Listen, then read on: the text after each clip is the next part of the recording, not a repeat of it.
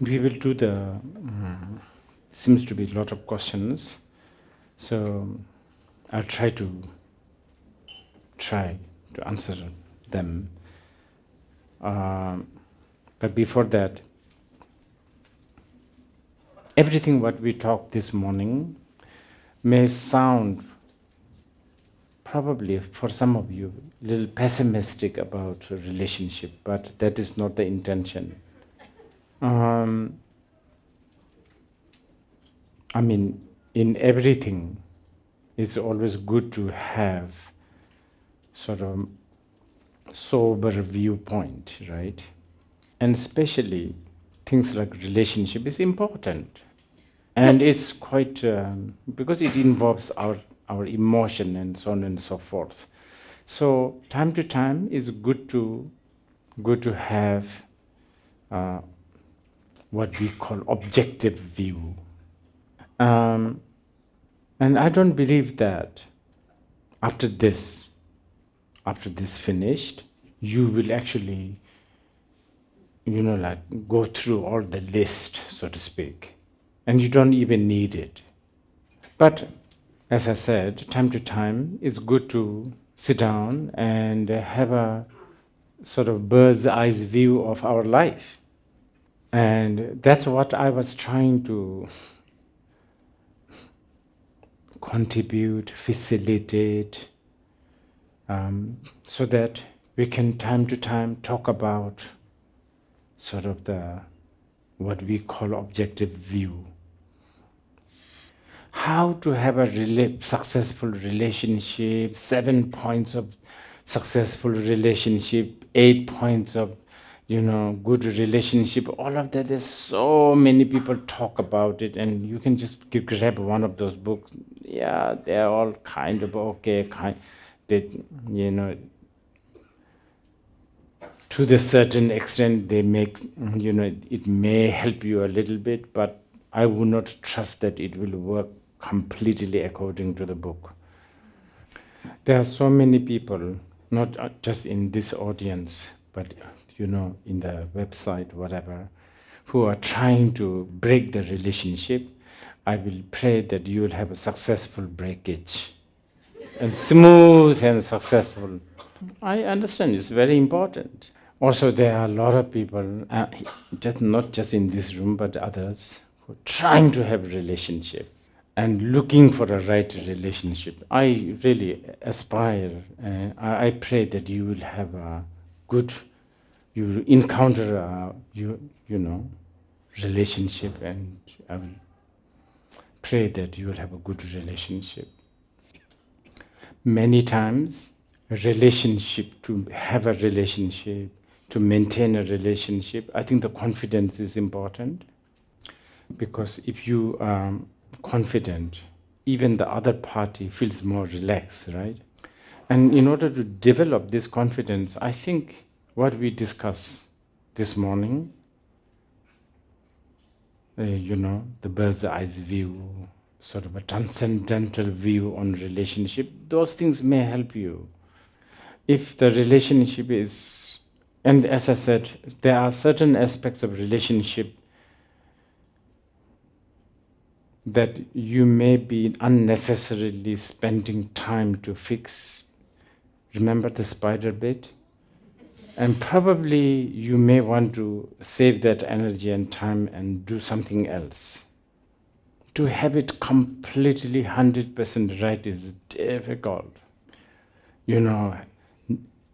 Yes, ideally, we wish our partner and our in-law, our partner and your parent gets along, that our partner appreciates the very book you read, and equally gets excited about watching some same Netflix that you watch. Yeah, but even that, do you really want to have somebody who just agrees everything what you do? I don't know. We are very complicated. And we are very complicated because we haven't confirmed yet. We haven't confirmed our own existence yet, so we are very complicated. So, if the relationship is coming along the way, towards you, have it. Make big hoo-ha about it if you want to. And sometimes maybe it's good to have a very secretive relationship that nobody knows. Probably it will be very exciting too. At the end of the day, if you are looking from the anicca, dukkha and anatta's point of view, it doesn't really matter. If you are like that bhikshuni, if you are a Buddhist and if you are like that bhikshuni, then you have a different vision and different mission. Then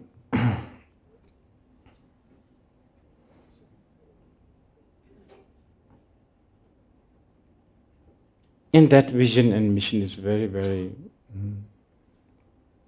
sublime. Okay, so maybe ask the questions. Can you ask maybe about 5 questions together? I try my best. I try my best. Maybe 5 questions about relationship also. They are a mix of language, English and Chinese question. So, the first question. Okay, 3. 3. Okay, no problem. Okay, first question. 当你做一件事时，可能帮助了一个人，但同时伤害了另一个人，怎么办？佛法如何看待这件事？没有具体讲。对。当你做一件事。然后下一个问题 ，next question. Hi Rinpoche, was wondering regarding attachment in relationships, particularly family and romantic partners. How do we reduce our attachment after we acknowledge that people come and go in our lives? What do we do after? What are some practices to reduce our attachment?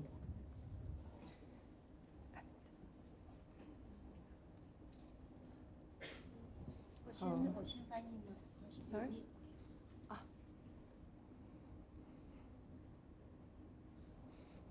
As the girlfriend of a Buddhist teacher or master, how to balance this dual role of a teacher and like a boyfriend, a girlfriend, right? It's quite challenging. Okay. The word attachment, I want to concentrate on that.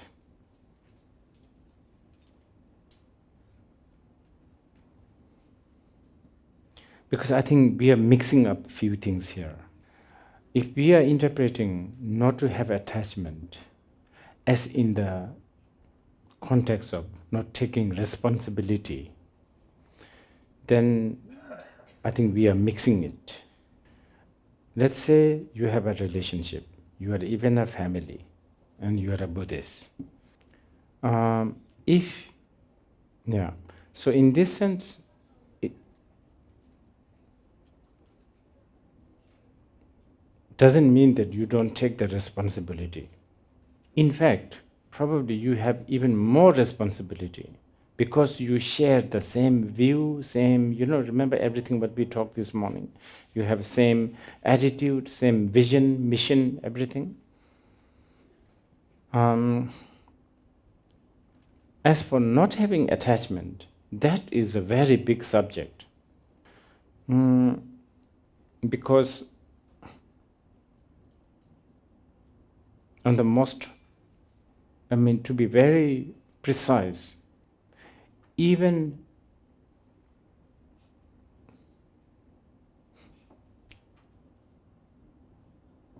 okay, so what I'm saying is this, it's like this. If you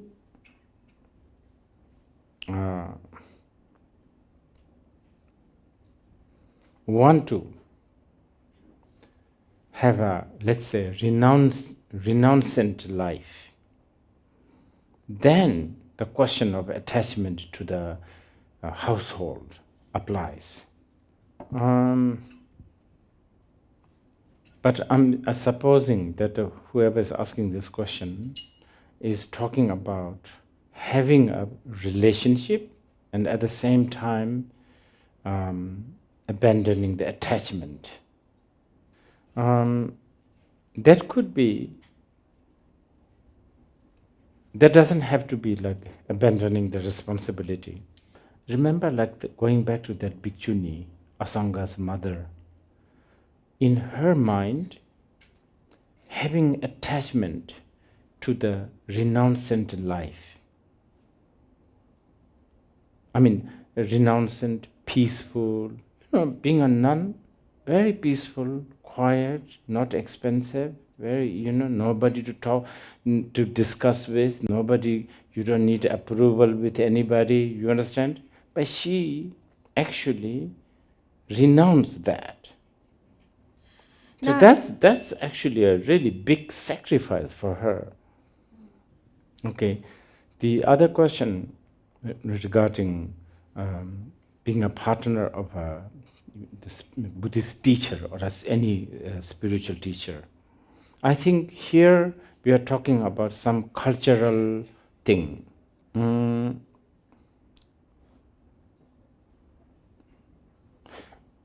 Many times, culture is the challenge.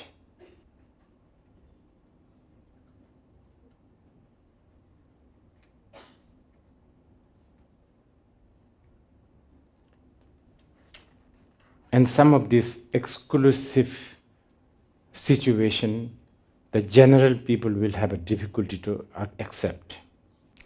For instance, two of my teachers are actually women whom I have received, like a very high tantric initiations. And one of them, in fact, my auntie, her husband is also a teacher. But when I received teachings or abhishekas from my auntie, this Lama, this teacher, was acting just as an attendant. Coming from a very specific culture where these are acceptable, I have no problem. I think maybe in some culture it may be a difficult. So I guess we have to be a little sensitive about this. Otherwise, in general,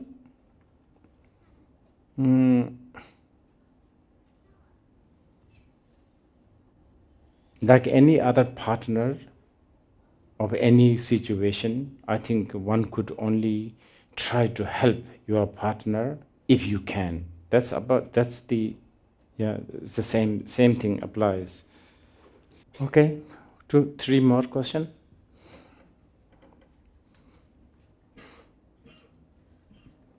Next, we have 3 questions about parenting.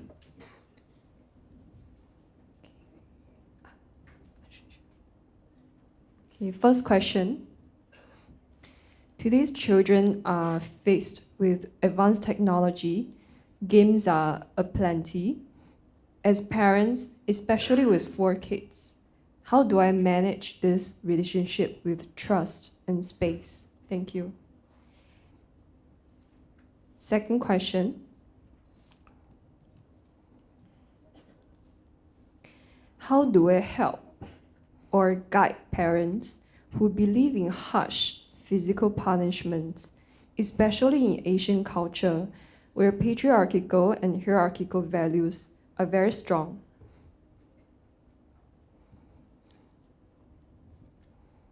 Third question. How can Buddha Dharma benefit a 2-year-old child? How to guide him when he has conflicts with other children? Yeah, that's all. Very big questions, all of them. Important.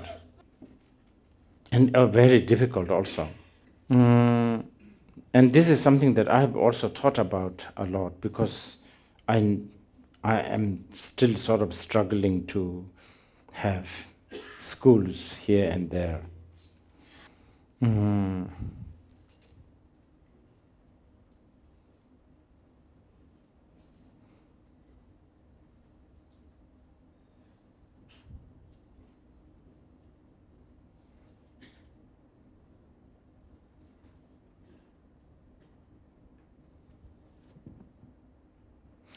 bringing up children, educating the children.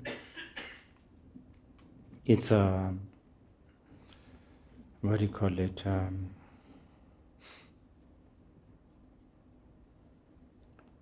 Inconvenient reality, I think. And also because basically we are talking about brainwashing the children. And we have to. If we don't do it, somebody else will do it, like that machine, that, iPad, whatever. So might as well do it, right? There's that. I myself have grown up with a really strict, I could actually, in today's world, I could take all my tutors to the court and put them into prison.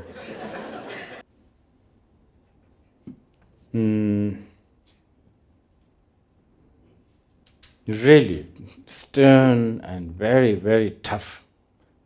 But I have no hard feeling at all. In fact, I can only talk about the next so-called Rinpoches or Tulkus or Lamas, next generation, younger generations. Some of them in today's world, they are not at all getting this kind of treatment. And this is difficult for me to give you any clear answer. Because many times I feel today's generations, we have managed to make them so weak and vain, so self-centered, so much so that there's something called selfie even arrived, and so weak and so vulnerable that they get hurt emotionally, physically, mentally, so easy, just like that. So sometimes, like my generation, especially in Himalayas, they get black and bruised, and they get, like, I don't know, stepped over, but still sort of stands up and then go ahead. Anyway, to all the questions, one answer. I think, and this is okay, I think children always like to mimic. They may not, and I guess everything is a mimicking, right? Language, everything. And since parents are the most closest, immediate sort of reference,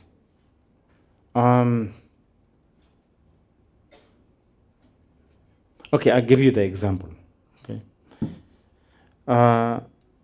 my teachers were really strict, like really, really strict, criminal strict. But I don't remember so much of that. I don't feel bad or anything, no grudge, definitely not. What I remember the most is small things like they will make a big deal about stepping over a small insect. Not necessarily to show off towards me, even individually themselves. Those things are important, I think. So maybe the parents, teachers, instead of telling the kids to do this, do that, if they do it themselves, then the kids might, it's a reference. Okay. Another 3 questions. Okay, before that, instead of let the volunteer over there to pass the mic around to ask questions, we would like to invite all of you just to write your question onto the paper. Then raise your hand so that our volunteers over there can collect and then pass to us. Then we'll help you try to group the question together and ask Rinpoche. So first question, these 3 questions are about relationships. Rinpoche, in regard to a vision or relationships, what kind of vision would you recommend we curate and create in our love relationships in order to realize the truth? Second question. People usually say there will be no disappointment if you don't have expectations. But what is the meaning of life if you have nothing to look forward to? And finally, third question. Given that relationships are as fleeting and impermanent, like the analogy of the hotel inn that you gave, then what is the point, even if seeking, starting, and sustaining relationships, be it friendships or romantic relationships or whatever, given its fleeting nature, should we still make an effort when it will result in more clinging and suffering? That's all. Okay. All these are really big. I don't know how to answer these. Okay. I have no children. So, but at the same time, I'm trying to have schools. So I guess all those children, in one way or another, indirectly, they're like my children. So when people ask me, why you have a school? What is my plan? Why do I put effort in building the school?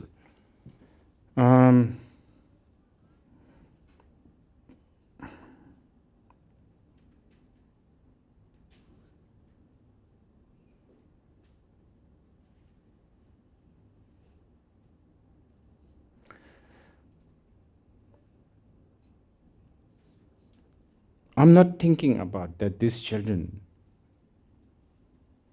we will give them the education so that they will get a diploma and then they will get so and so job. That is not really happening in my head. That lot of other schools are doing great job. I actually, not all the time, but whenever I have some space, I actually do think about the future of the world. And we are talking about after 50 years, after 60 years. Oh, I'm sure there is going to be amazing development on technology, science, medicine. I mean, definitely. That, I don't know how to contribute and I don't have to.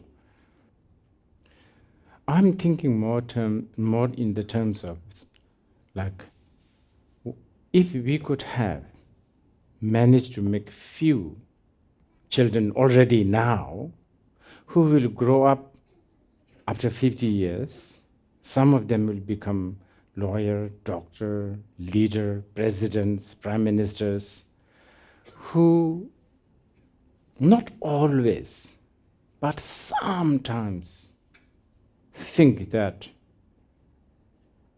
not everything is, nothing gives you 100% satisfaction. And how we see things is not what it is. If we could create few people who think like that, even unconsciously,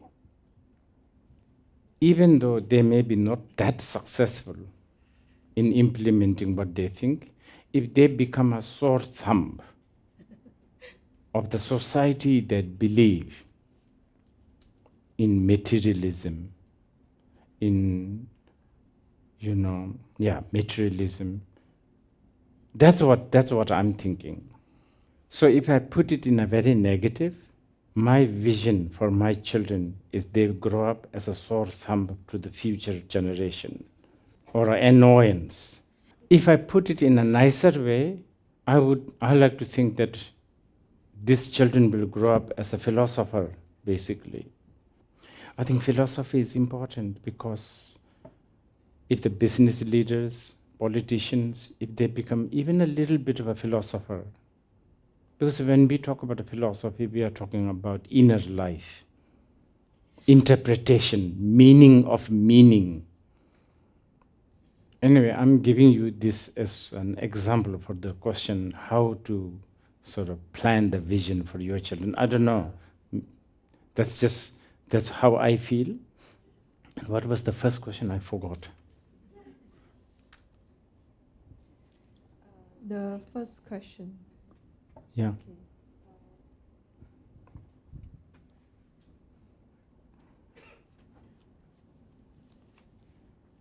In regard to a vision or relationships. Oh, okay.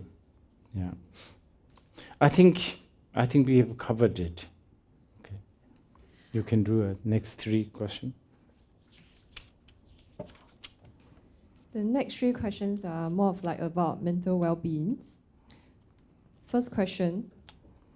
This question is in Chinese. 我有一个朋友有抑郁症，他很痛苦，没有精力修持佛法，请问我该怎么帮助他？佛教如何看待自杀？因为心理疾病自杀后会发生什么？ Second question. Why is the existence of self difficult to confirm? What should we do to reduce or manage anxiety or insecurity about this before we engage in human relationships? Final question. As a parent, how do I walk the fine line of parenting with compassion and parenting with ego and arrogance? How do I better watch to catch myself before my ego overtakes? So the first question is, how does Buddhism... Okay, I have a friend who has depression and suffers a lot. How does Buddhism see this? And what about suicide? How does Buddhism see suicide? What will happen after someone commits suicide because of a mental illness? Okay, the second and especially the second question about the existence of the self. Well,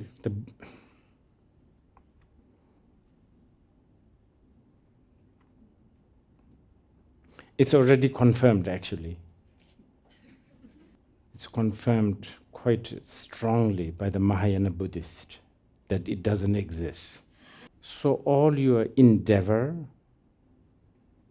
trying to prove that it exists is all vain. This is the spine of Buddhism, right? Selflessness. But you have the habit of needing to confirm. So that's why your so-called practicing the Dharma is to counter that habit with another habituation. As for the, mental, lack of mental resilience or mental health, this is a really big subject. But I have to say, this is where I would say the Indian Buddhist tradition, Indian wisdom tradition, and the Chinese wisdom tradition has an amazing amount of work. They have amazing amount of technique to deal with it. For instance, like the depression, all kinds of anxiety. One of the key reasons why there's all these kind of problems, even like suicide, is we are too busy looking externally. We don't pay attention to look at the mind itself. And if we do look at the mind itself, we are too busy